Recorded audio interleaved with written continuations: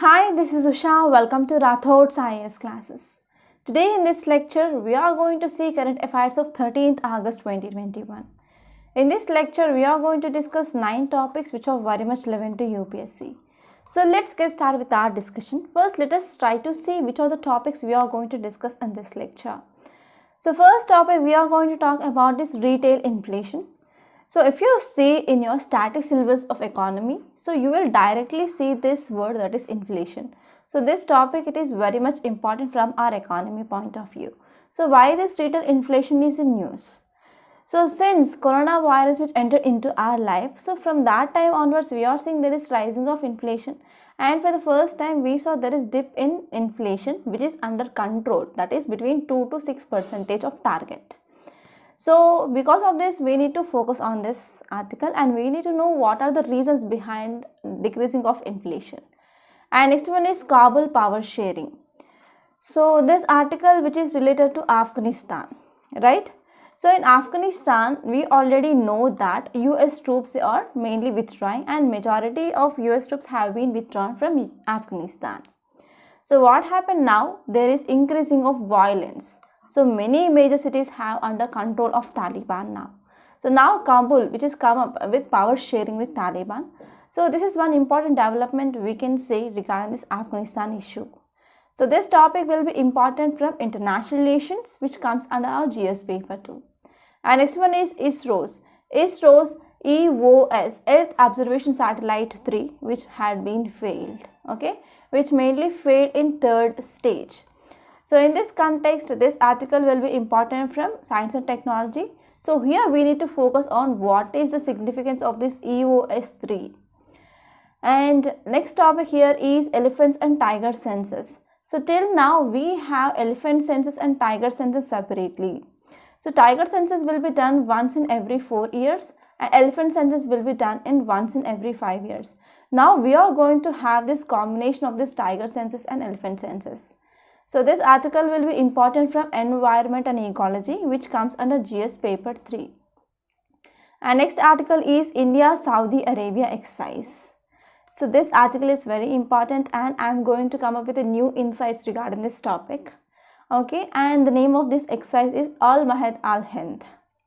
So this topic will be important from international relations, which comes under GS paper 2.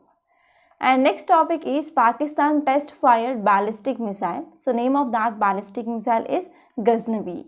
So here you need to know some facts regarding this article because we can't predict UPSC, right? So this article will be important regarding international relations again, which comes under GS paper 2. And next article, it is about Himachal Pradesh landslide. So as we know, there is increasing of incidents or frequency of landslips or landslides in Himachal Pradesh. So what might be causes? Causes might be like climate change, and even man-made causes are also very important. And this article mainly talked about developmental projects like roads, dams, which are constructed in this Himachal Pradesh, that is leading to increase in frequency of landslides. So this article will be important regarding disaster management and also even geography, which comes under GS paper 1 and GS paper 1 respectively. And next one is Parliament monsoon session, and this is one of important article that I found which is very interesting. So this article mainly analyzed recent monsoon session. So recent monsoon session have been concluded, right? So because of this, what is the efficiency of this monsoon session mainly discussed in this article. So this article will be important from polity point of view, which mainly comes under GS paper 2. And next and final article we are going to discuss is about India's education emergency. So as you all know about condition of education in India. So since March 2020 onwards, there is lockdown. Okay, that entry of COVID-19 into our life, that led to imposition of national-wide lockdown initially. So since the start of this national-wide lockdown in March 2020 onwards, till now schools have been shut down and even universities, colleges, they have been shut down, and then we move towards hybrid education, right? So here this article mainly talking about recent Oxford report on education, and it mainly analyzes some important parameters of education in India and what are the problems they are facing.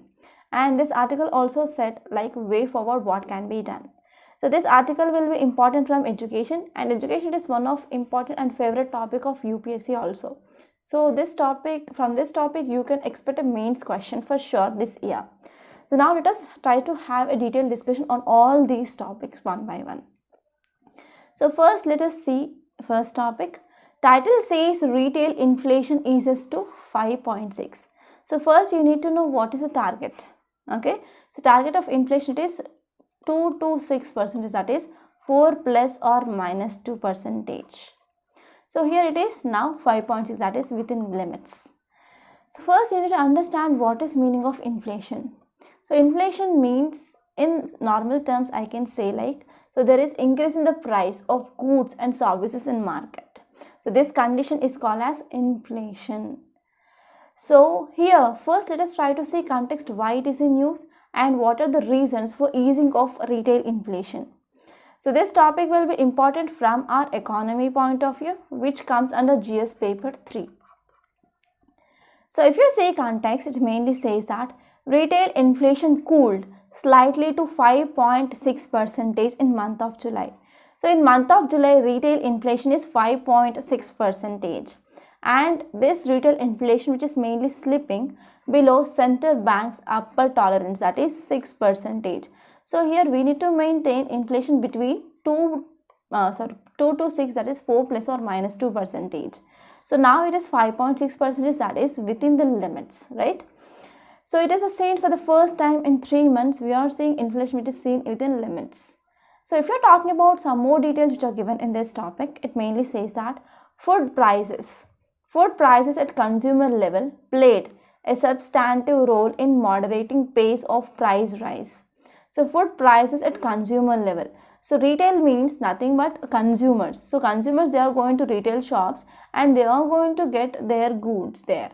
So at this retail shops, here whatever the inflation that is seen, okay, so here the food prices at consumer level mainly played a substantive role in moderating pace of price rise in month of July. So in month of July we can see at consumer level price rise has been decreased. For example, vegetables, fruits, oils and fats, pulses, sugar and spices. So in these areas we can see there is decreasing of inflation, there is decreasing of price. So because of this, it is mainly showing one indication that some of central government measures that are taken to correct edible oil and as well as pulses prices to be decreased, that is working. And now let us try to focus on some facts regarding what is this retail inflation. So first of all, inflation means rise in prices of most goods and as well as services of daily or common use. So whatever the goods and whatever the services we are mainly using in our daily use or common use. So in those areas, whenever there is increase in price, that is called as inflation. For example, we can talk about food, clothing, housing, recreation, transport and consumer staples.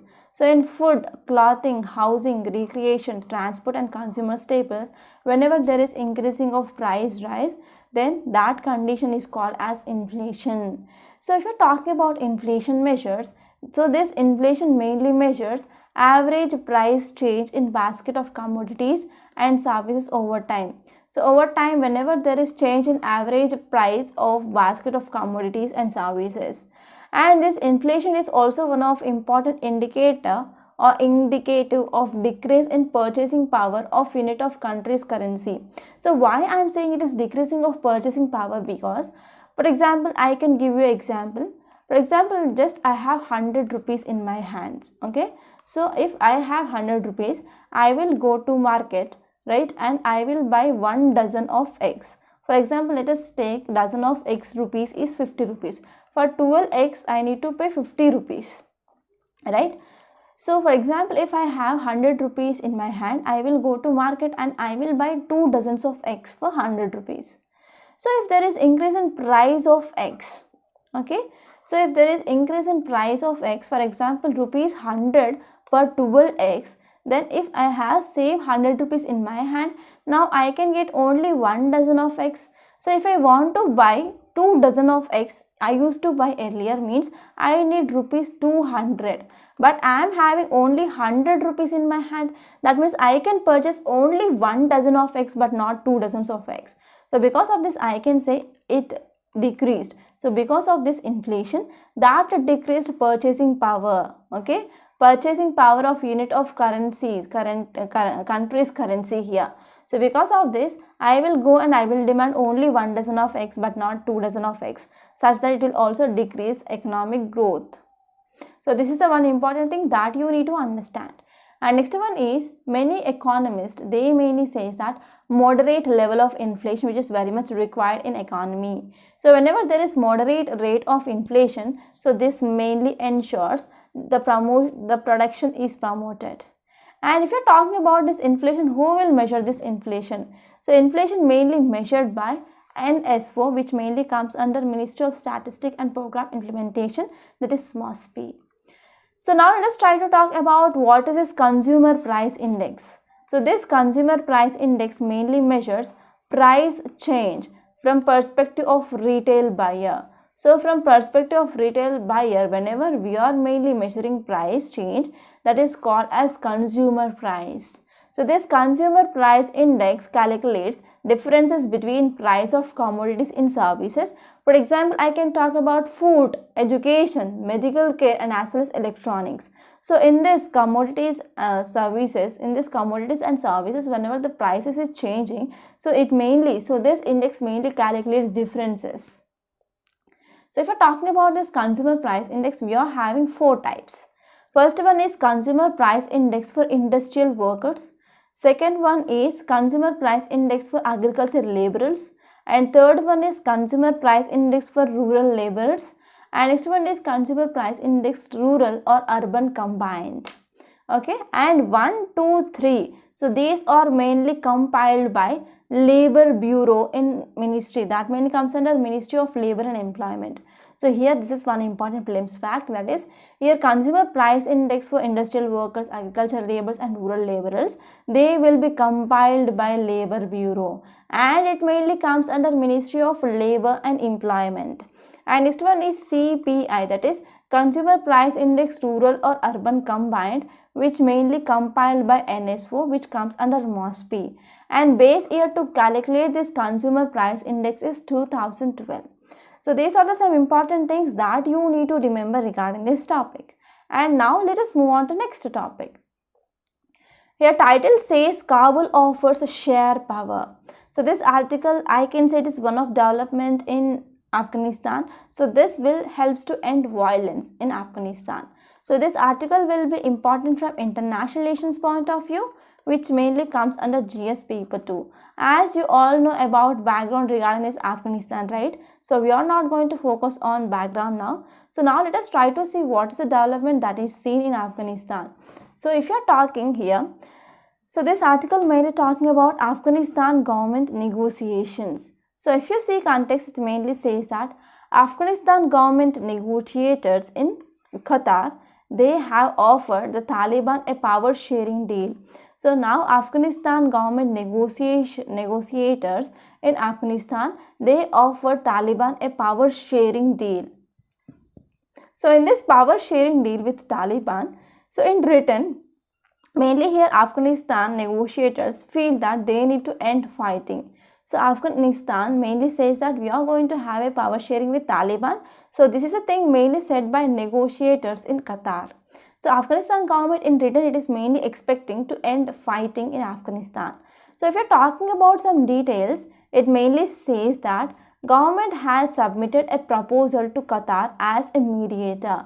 So Qatar will be mediator between Afghanistan government and as well as Taliban. So this proposal will allow Taliban to share power with Afghanistan government. In return, they need to end violence in the country.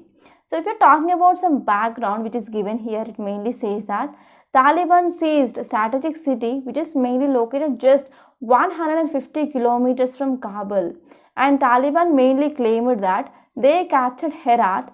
Okay, Herat, it is Afghanistan's third largest city, and more than 65% of land of Afghanistan which is under control of Taliban now, and there is also increasing of violence in Afghanistan. So because of this is the one important development that is seen in Afghanistan.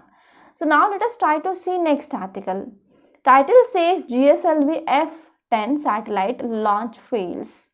Okay, so there are 3 articles in today's newspaper mainly talking about this GSLV-10. So it is mainly talking about EOS, Earth Observation Satellite. So this is the second article which mainly talks about what are the reasons behind the failure of this mission. And there is also one editorial, that is Eye in the Sky, which is also talking about this failure of this mission. So now let us try to see these 3 articles together. Okay, so if you see context, it mainly says that because of some technical difficulty or technical anomaly, so it led to preventing of ignition of GSLV F10 rocket cryogenic. So this cryogenic which is mainly seen in upper stage. Okay, so if you are talking about GSLV satellite, okay, sorry, GSLV rocket or launching satellite launcher here, so it will be like this, right? So if you see this GSLV rocket, here we have payload, that means satellite will be carried here in this payload, and it is having 3 generations. So one generation will have liquid fuel, second one will have solid fuel, and third one will have cryogenic fuel. So in this launch here, solid and liquid fuel they worked, but here cryogenic upper stage which showed some disappointment. So because of this, it led to prevention of ignition of this cryogenic upper stage because of some technical glitches, and finally this mission had been failed. So if you are talking about details, it mainly says that ISRO could not accomplish the mission to launch Earth Observation Satellite, that is EOS-03 in intended orbit. So here, because of this failure of this mission, so this Earth Observation Satellite EOS-3, it is not placed in intended orbit. So here this geo-imaging satellite, that is GSAT-1 with GSLV-10 EOS Earth Observation Satellite 3, so this mission did not succeed. So this is a statement which is given by ISRO. And rocket which mainly blasted off from Satish Dhawan Space Center. And the purpose of this launch here, it is to launch Earth Observation Satellite 3. Okay. So if you are talking about what are the reasons for failure of this mission, so reasons are cryogenic upper stage ignition did not happen because of some technical glitches. And now let us try to talk about some facts regarding this Earth Observation Satellite 3. So if you are talking about this Earth Observation Satellite 3, so it is a first state-of-art agile Earth Observation Satellite, and this satellite would have been placed in geosynchronous orbit around the Earth. And important objectives of the satellite was to provide real-time imaging of large areas of planet, and we need to monitor natural disasters. So recently here at India, it is very much prone to natural disasters, like, so even in Himachal Pradesh we saw repeated landslides, and even we are seeing avalanches, flash floods, that is seen, right? So because of this, we need to monitor these natural disasters.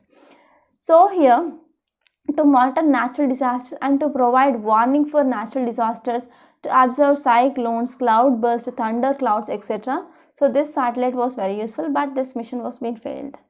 And if you're talking about some facts regarding this GSLV rocket, so this GSLV Mark II, which is one of the largest launch vehicle which mainly built by India.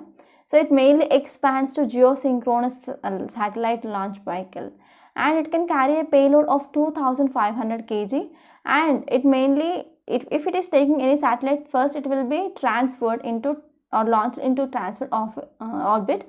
So this transfer orbit, which is mainly located at 170 kilometers distance, and later on that satellite will be moved to this geosynchronous orbit. So these are some important facts that you need to remember regarding this topic. And now let us see next topic, common survey to count elephants and tigers. So this article mainly talking about from now onwards we are going to have this common survey to count elephants and tigers. So this article will be important from environment and ecology, which comes under GS paper 3. So now let us try to talk about this topic in a very great detail. So context mainly says that from December 2021 onwards, India will move to a system. So in this system, we are going to count tigers and elephants together as a part of common survey. So because of this is a news. And if you see some background, it mainly says that tiger census will be conducted once in 4 years. Elephant census will be conducted in once in 5 years. So if you see some important details, it mainly says that according to most recent 2018 to 19 survey regarding tigers, So it mainly says that there are about 2,997 tigers are located in India. And recent count of elephants is 29,964 elephants in India. So recently our environment minister, he said that on this World Elephant Day, so we made public the population estimation protocol, so which mainly adopted in all India elephant and tiger survey in 2022. So we are going to have a common tiger and elephant population survey in 2022. So why we are going for common survey? Because we need to improve and we need to harmonize population estimation methods along some scientific lines. Okay, so because of this we are going to update our estimation methods. Since 2006 onwards, here Wildlife Institute of India, which mainly affiliated to Environment Ministry, regarding we need to come up with some standard protocol in place of states, then we need to estimate the tiger numbers. Okay, so from 2006 onwards we are mainly using some methods to estimate the number of tigers. Here is based on sightings of tigers, based on camera traps, and as well as indirect estimation methods. So regarding elephants, we are also relying mainly on counting of number of elephants which mainly come to sight. So recent years what happened? So we are going to implement some technicals like analyzing the dung samples of elephants. That will comes under indirect counting method. So even in our project elephant, which I discussed in our Target Flames 2021 series, I also discussed about what is this direct method and what is this indirect method. So in indirect method, we are mainly going for analyzing of this dung samples, that is cow dung, so that is elephant dung here. So elephant dung samples. Okay, so here we are mainly using this indirect methods like dung samples to estimate birth rates and as well as population trends in elephants. So if you're talking about significance of this method, what will be the importance when we are going for this common method? So first and the foremost thing here is 90% of area which mainly occupied by the tigers and elephants, they are common. So whenever we are going for this common estimation methods, then it will be very much helpful to save the cost for government. So if we're talking about data here, in 2017, and Union Environment Ministry reported that there are 27,312 elephants on an average in our country, according to figures which are collected from 23 states. So here we can say that in 2012 there was 29,576 elephants, but in 2007 it mainly said that just 27,312. So in 2019 what happened? Kerala mainly come up with some undercounted of almost 2,700 elephants, and later on it came with again a study and it updated the figure. Okay, and it mainly said that number of elephants here is 29,964 elephants.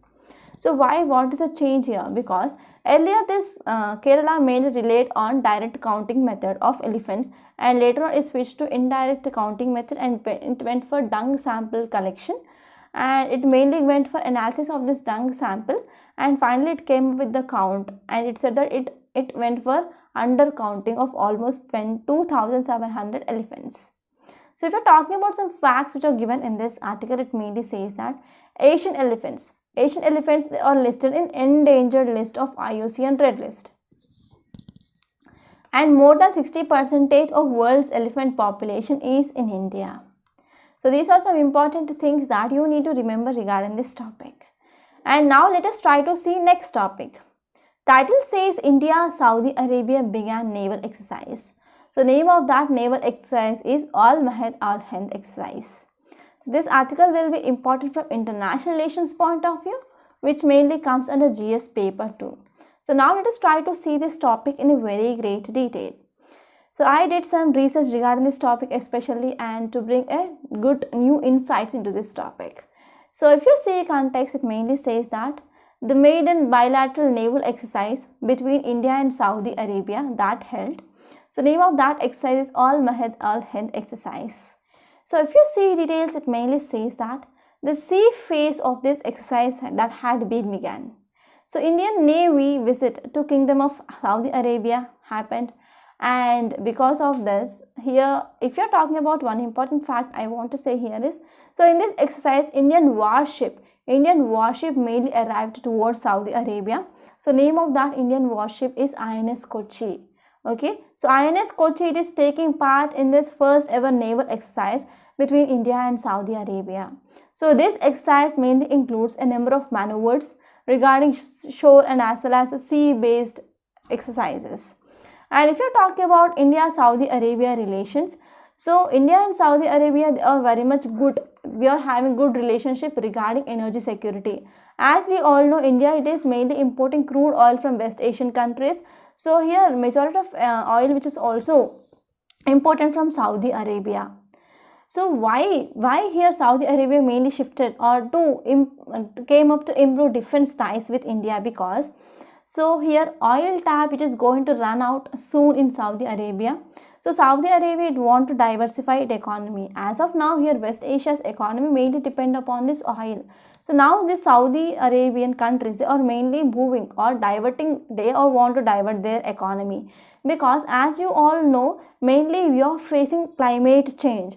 So because of this climate change, to address this climate change, we are moving from non-renewable resources towards renewable resources. So we are mainly moving from this fossil fuels towards renewable energy resources like green hydrogen, etc. So whenever almost all the countries, whenever they are moving away from this fossil fuels, means how these countries they will sustain. So because of this, these countries, they are mainly going towards diversifying of their economies. So this diversifying of their economies, which mainly comes under part of Salman's vision of 2030s. Okay, so Saudi Arabia mainly saying that the future of Saudi Arabia will come out of this oil barrels. So because of this, now Saudi Arabia, which is mainly making some investments in smart cities and as well as to build some green energy plants. So here, why India it is participating? India is also having its own interest, right? So India having some lot of opportunities, like Indian investors, they are pumping huge amount of money into Saudi Arabia. And here India can also help Saudi Arabia regarding public services, skill development and as well as job creation in Saudi Arabia. And in 2019, India here Saudi Arabia mainly announced that India is some important strategic partner of Vision 2030 of Saudi Arabia. And if you're talking about one more area, that is defense in December 2020, so here Saudi Arabia and India, they came up with expanding of defense ties also. So because of this, it is one of important exercise which India and Saudi Arabia came up to showcase their defense ties. So why INS Kochi is participating in this exercise? So why only INS Kochi? Because in Saudi Arabia, if you're talking about the Saudi Arabia it is one of largest arms buyer of world. So Saudi Arabia, it is one of largest arms buyer of the world, and India wants to showcase shipbuilding skills, right? So because of this, INS Kochi mainly participated in this exercise. So here, whenever India is showcasing its shipbuilding skills, it will be mainly helpful for India to tap Saudi Arabian market in the process. So this is gist of this topic, and I hope you got some new insights into this topic, right? Now let us try to see next topic. Title says Pakistan successfully test fires nuclear capable ballistic missile. So this article may be talking about Pakistan's ballistic missile. So the name of that ballistic missile is Ghaznavi. Okay, Ghaznavi is the name of that ballistic missile. So this article will be important from international relations, which mainly comes under GS paper 2. So now let us try to talk about this topic in a very great detail. So if you see context, it mainly says that Pakistan successfully test fired nuclear capable surface to surface ballistic missile. So it is mainly launched from surface and it is hitting the targets on surface. So it is a surface to surface ballistic missile. So it will be moving in this direction. So let me know in comment box what is the difference between ballistic missile and cruise missile. Okay, so in missiles we are having two types of missiles, that is ballistic missile and cruise missile. So let me know in comment box what is difference between ballistic missile and cruise missile. Okay. And also I want to say one thing, if you don't know about this difference between this ballistic missile and cruise missile, so let me know in comment box, and in tomorrow's lecture we are going to discuss about the difference between ballistic missile and cruise missile. Okay, so if you come back and if you see about this ballistic missile of Pakistan, which is a surface to surface ballistic missile. So this is one important thing that you need to remember. And this ballistic missile mainly strikes targets up to 290 kilometers. So if you see some more details, it mainly says that the successful training launch of this ballistic missile. So name of this ballistic missile is Ghaznavi. So Ghaznavi. So important aim of this ballistic missile, it is to enhance operational readiness of Army Strategic Forces Command, mainly to ensure operational readiness of Army Strategic Forces. Okay, so this will be very, very useful. And if you see some more things regarding this ballistic missile, so it will be helpful mainly for revalidating technical parameters of weapon system. So this one more important aim of this ballistic missile is to revalidate technical parameters of weapon system. And this missile can be carry both nuclear and as well as conventional warheads. So this is one important advantage of this missile. And if you're talking about background of this missile, so this is hypersonic, okay, hypersonic missile which mainly developed by National Development Complex of Pakistan. And the name which is given for this missile after 11th century Muslim conqueror, that is Muhammad Ghazni. And next one is missile has been tested in both day and as well as night modes. And other medium range ballistic missiles of Pakistan, they mainly include Gauri and as well as Shaheen. So you need to remember these two names also, because you can expect a question in your prelims and we can't predict UPSC, right? And now let us see next topic. Title says another warning. So it is regarding Himachal Pradesh landslips or landslides. So if you see context, it mainly says that landslips in Himachal Pradesh point to the need for a new development paradigm. So this article mainly says that because of this landslips that are continuously seeing in Himachal Pradesh, so we need to go for new development programs in Himachal Pradesh. So this article will be important regarding disaster management and also geography. Okay. And now let us try to understand this topic in a very great detail. So as you all know, recently landslip that happened in Himachal Pradesh in Kinnaur district. So in this event, about 14 people they died and that led to burying of several others. So this time in this landslip, the catastrophe has been more severe with mud, rocks, debris and as well as these are raining down on vehicles, including State Transport Corporation bus on National Highway 5. So if you see some details which are given in this article, it mainly says that Himachal Pradesh, which is mainly located in western Himalayan state. So this Himachal Pradesh mainly made progress on social development indices. So here Himachal Pradesh also came up with much progress on social development indices. And now Himachal Pradesh mainly facing rising instability from environment factors. For example, due to climate change and as well as heavy monsoon rainfall, so we are seeing some instability that is seen in this Himachal Pradesh region. And landslip have become very much familiar feature and seismic events in Himachal Pradesh now. So because of this landslides and as well as some active seismic events, that is mainly threatening mainly increase of frequency of landslips, and also it is aggravating the impact of this landslides. So if you are talking about this Himachal mountain slopes, they are experiencing seismicity, that is we are present in actively seismic areas, and also rainfall induced stress. So recently we are seeing there is heavy rainfall, monsoon rainfall in these regions, and also even man-made pressures also exploiting hydropower, and as well as they are building more roads in this area. So because of all these things like seismicity and as well as climate change and as well as rainfall induced stresses, even man-made pressures, they are being rendered even more fragile.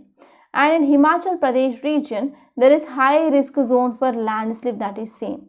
So this high risk zone mainly calling for great caution in pursuing disruptive projects, particularly when we are going for these hydropower projects there in Himachal Pradesh. And even if you are talking about hazard zonation map of this Himachal Pradesh, so that is 70% of states, they are mainly seen in higher risk, and 14% of Himachal Pradesh mainly located in severe to very high risk of this landslides. And if you're talking about these mountains, that is Himalayas, right? So Himalayas are young folded mountains, and they are very much young, and also we are seeing they are tectonically much active. So whenever we are going for this developmental models like laying of roads, hydropower projects in this active areas, okay, so in this active areas of Himalayas, then that will leads to much impacts or landslides. For example, whenever we are going for developmental projects like dams and hydropower projects in this area, so whenever we are going for any developmental areas, we need to go for clearing of so and so, like we need to go for rock blasting, tree felling, and also inundating of large spaces. And we can also need to lay for good roads to reach these hydropower projects. So finally, when we are going for all these activities, that leads to impact, okay, impact or adverse impacts like landslips or landslides. So if you're talking about a decade ago action plan, which mainly said that climate change, okay, climate change, it is mainly identified as some of key hazards in this area. So because of this, we need to go for long-term remedial measures that mainly said in this climate change action plan just 1 decade ago, that is 10 years ago. So what can be done? What is the way forward?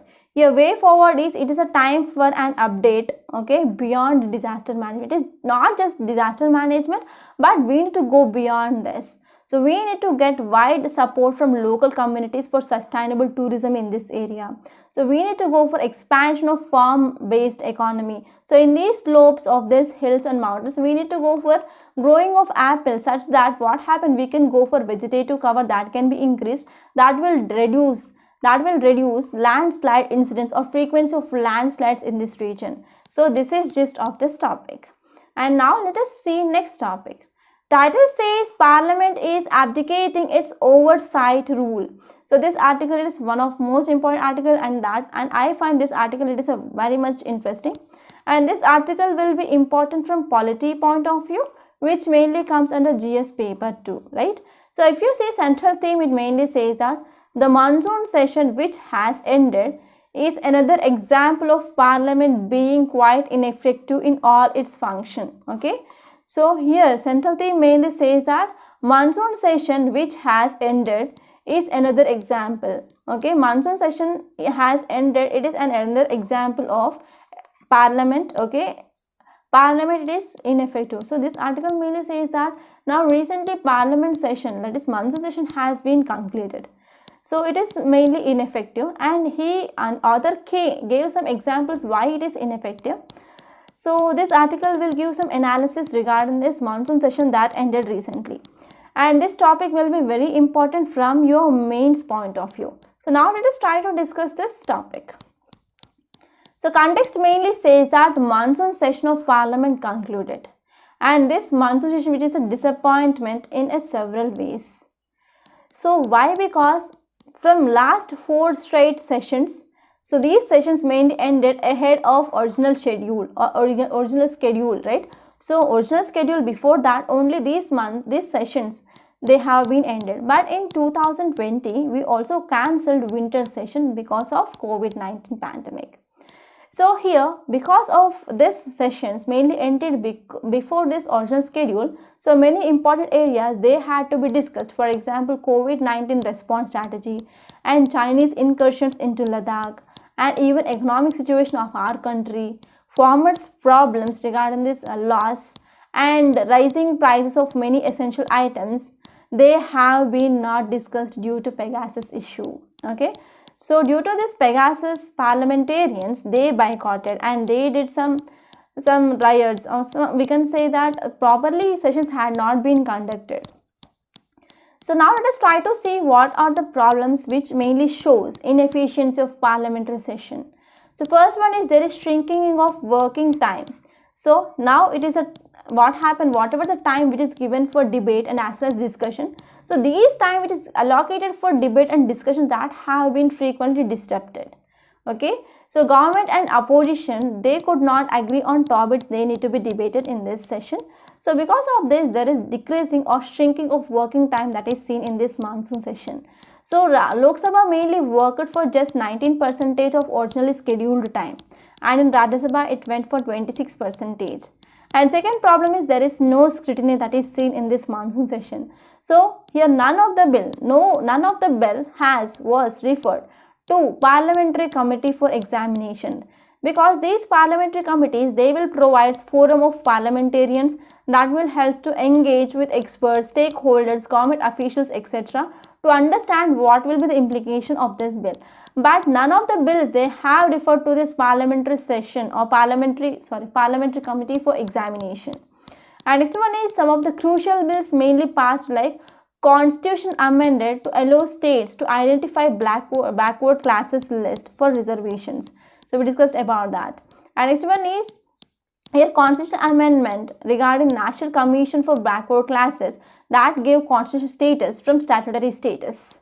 And next one is in 2012 Income Tax Act mainly amended retrospective effect of 1961 to cover some certain provisions or certain transactions, but this mainly repealed in this monsoon session.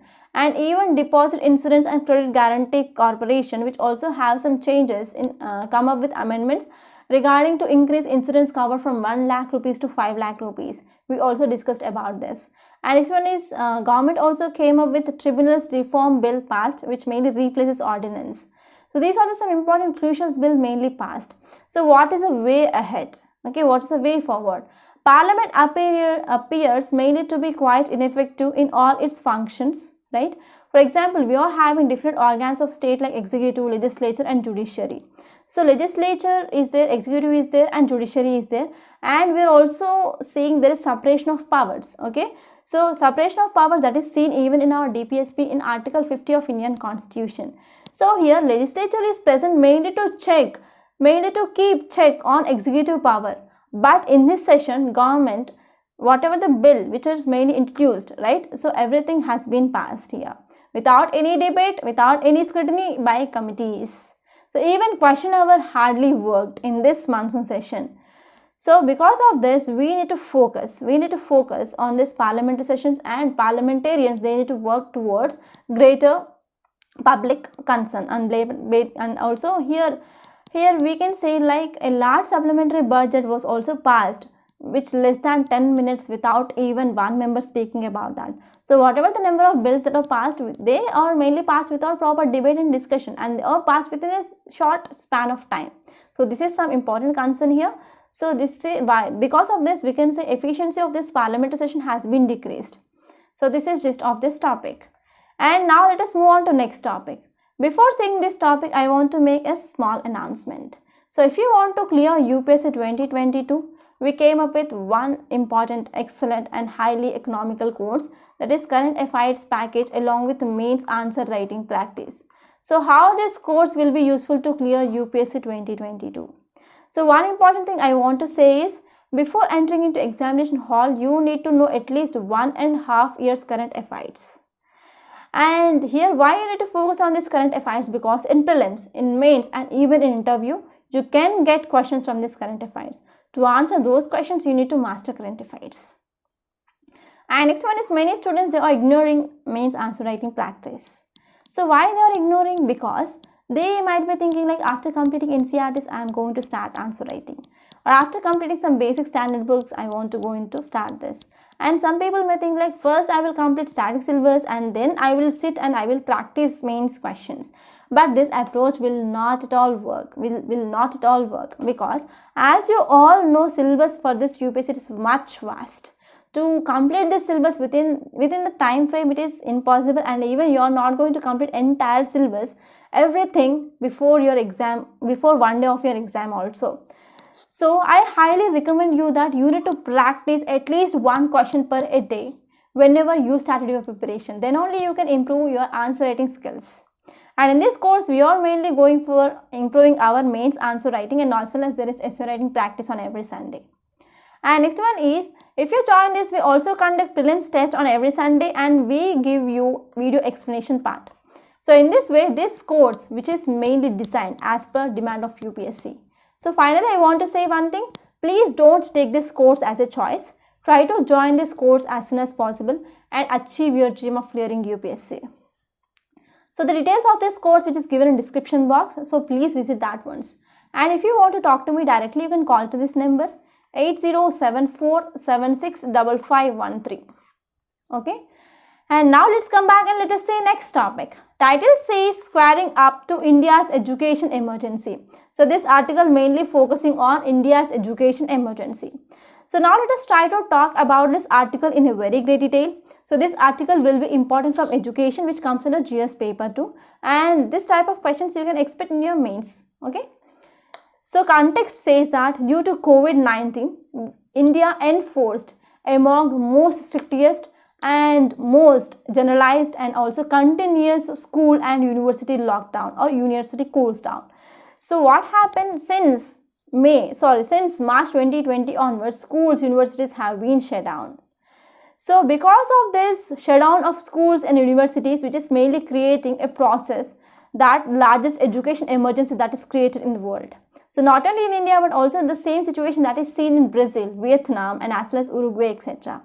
Some federal countries like USA, Brazil, they have implemented a variety of school closures and they went for remote or in-person education policies in different jurisdictions, but we didn't get for that type of interventions in India's education system.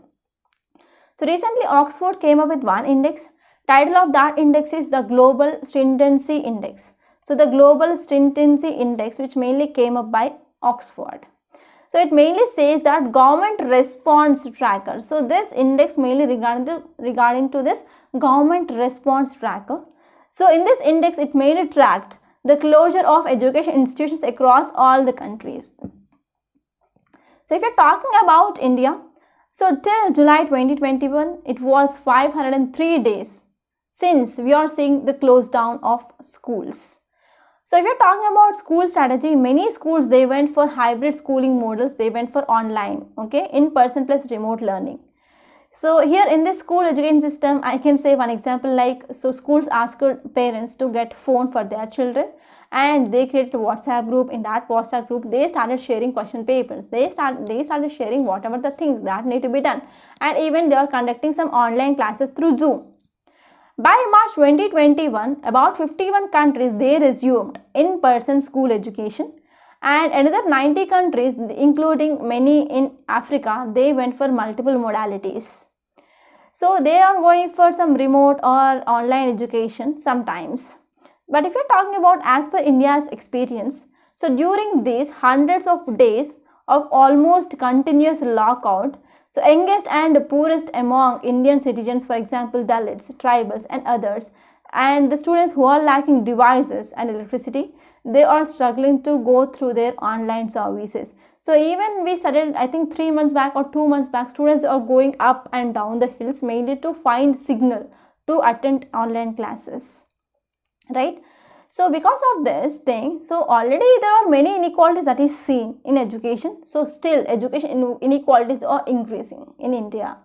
And next one is, whenever we are going for this online teaching, attendance data are neither available nor defined. And even other problems like the educational significance of these mentors is not clear. And even NGOs and some individuals, they engaged recently. Mainly, they form a national coalition on education emergency, and this indicates the teachers, they are unprepared or not prepared to go for this remote learning methods or remote teaching methods. And in this context, what is the need or what is the way forward? What can be done? So we need a complete change of education system now. So India's education emergency, which mainly demands action to be taken on health and as well as education and as well as livelihood. So here we need to focus on every child as an individual. We should not leave any child left. And each school, they should prepare a safe school opening and child support plan. So teachers must be prioritized for vaccinations.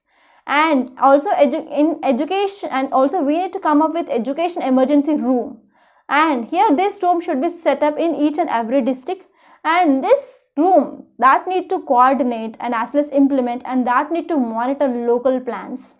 And we need to go for development of health and sanitation measures in schools.